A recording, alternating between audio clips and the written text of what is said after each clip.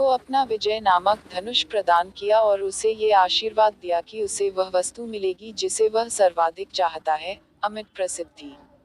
कुछ लोक कथाओं में माना जाता है कि बिच्छू के रूप में स्वयं इंद्र थे, जो उसकी वास्तविक क्षत्रिय पहचान को उजागर करना चाहते थे। परशुराम जी के आश्रम से जाने के पश्चात कर्ण कुछ समय तक भटकता रहा। इस दौरान वह शब्दभेदी विद्या सीख रहा था।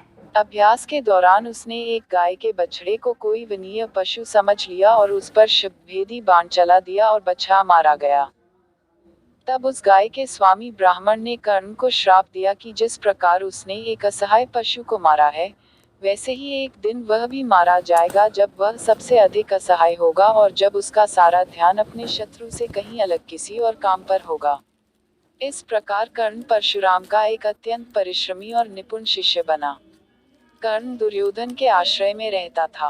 गुरु द्रोणाचार्य ने अपने शिष्यों की शिक्षा पूरी होने पर हस्तिनापुर में एक रंगभूमि का आयोजन करवाया। रंगभूमि में अर्जुन विशेष धनुर्विद्या युक्त शिष्य प्रमाणित हुआ। तभी कर्ण रंगभूमि में आया और अर्जुन द्वारा किए गए कर्तव्यों को पार करके उसे द्वंद्व युद्ध के लिए ललकारा।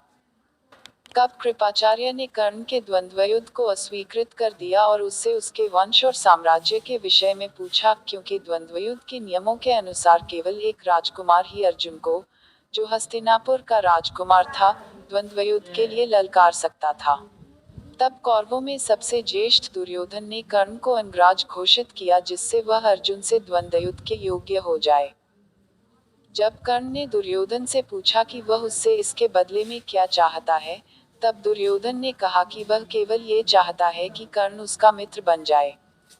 इस घटना के बाद महाभारत के कुछ मुख्य संबंध स्थापित हुए, जैसे दुर्योधन और कर्ण के बीच सुदृढ़ संबंध बने, कर्ण और अर्जुन के बीच तीव्र प्रतिद्वंद्विता, और पांडवों तथा कर्ण के बीच वैमनस्य।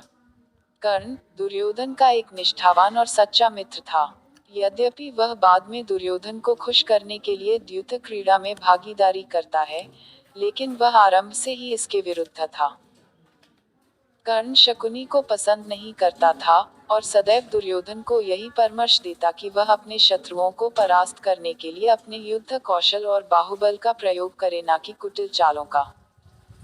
जब लाक्षागृह में पांडवों को मारने का प्रयास विफल हो जाता है, तब कर्ण दुर्योधन को उसकी कायरता के लिए डांटता है और कहता है कि कायरों की सभी चालें विफल ही होती हैं, और उसे समझाता है कि उसे एक योद्धा के समान कार्य करना चाहिए और उसे जो कुछ भी प्राप्त करना है, उसे अपनी वीरता द्वारा प्राप्त करे।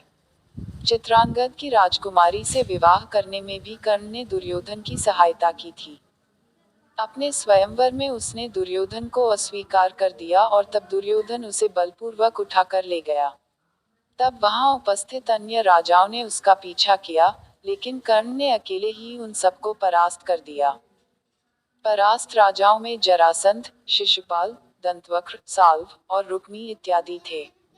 कर्ण की प्रशंसा स्वरूप जरासंध ने कर्ण को मगध का एक भाग दे दिया। भीम ने बाद में श्री कृष्ण की सहायता से जरासंध को परास्त किया, लेकिन उससे बहुत पहले कर्ण ने उसे अकेले परास्त किया था। कर्ण ही ने जरासंध की इस दुर्बलता को उजागर किया था कि उसकी मृत्यु केवल उसके धड़ को पैरों से चीरकर 2 टुकड़ों में बांटकर हो सकती है।